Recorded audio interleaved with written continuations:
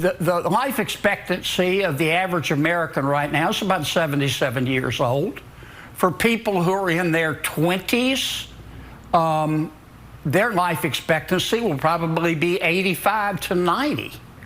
Does it really make sense to allow someone who's in their 20s today to retire at 62?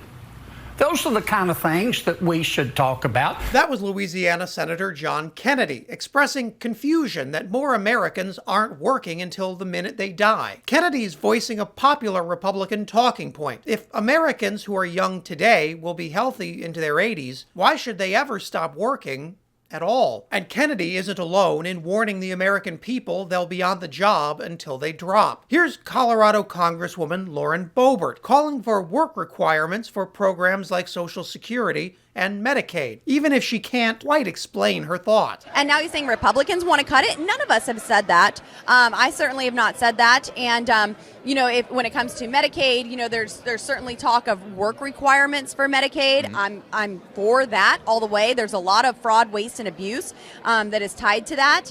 But, in some Democrats that I talk to, they want to take Social Security even further and give that to stay-at-home moms, people who are not paying into the system.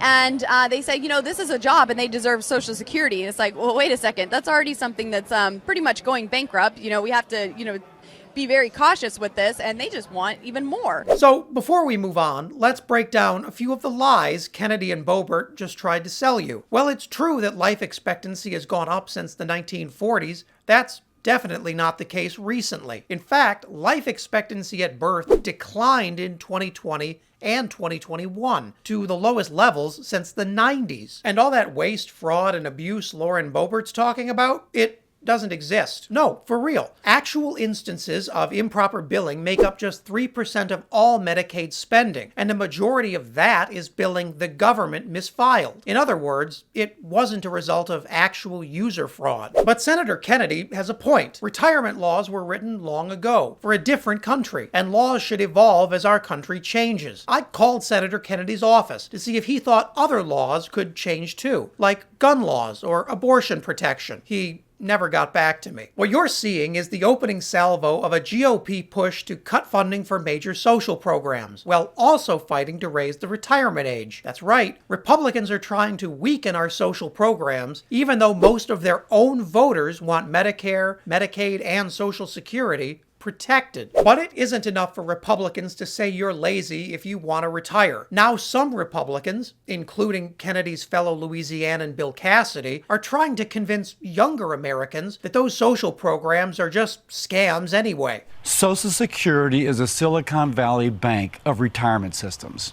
It is going broke. It's just a question of whether we let it bleed to death or whether we do something right now. We need a credible plan. If a politician tells you that he doesn't want to fix social, that there's no problem, they're either too old or too rich to care. Your benefits are going to be cut by 25% if we do nothing when it goes broke in 9 years. Now you know that's not true, because if Social Security was a bank, every single Republican in Washington would be rushing to save it. And remember, things like Social Security are your earned government benefits. You paid for them. Now Cassidy and his friends want to tear that safety net apart. President Joe Biden has made clear he wants to make 2020's presidential race a referendum on protecting Social Security and Medicaid. And Biden spent a good chunk of his State of the Union address going to bat for America's social programs. Let's stand up for seniors.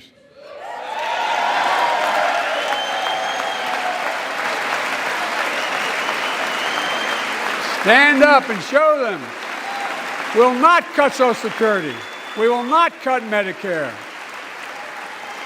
Those benefits belong to the American people. They earned it. And if anyone tries to cut Social Security, which apparently no one's going to do, and if anyone tries to cut Medicare, I'll stop them. I'll veto it. Republicans are eager to avoid a knockdown, drag-out fight over Social Security. That could be because once you start looking at it, Republican fingerprints are all over the problems Social Security's facing. From the $1.4 trillion borrowed to fund the war in Iraq to decades of corporate tax cuts, the federal government has borrowed time and again from the Social Security piggy bank. And most of that nearly $3 trillion in missing money comes from Republican administrations. Republicans will stop at nothing to shred America's social safety net. And for now, Democrats have given every sign they're prepared for a heated battle. Kevin McCarthy and congressional Republicans have no idea the storm they've just walked into. The Trumpers have been busy this year.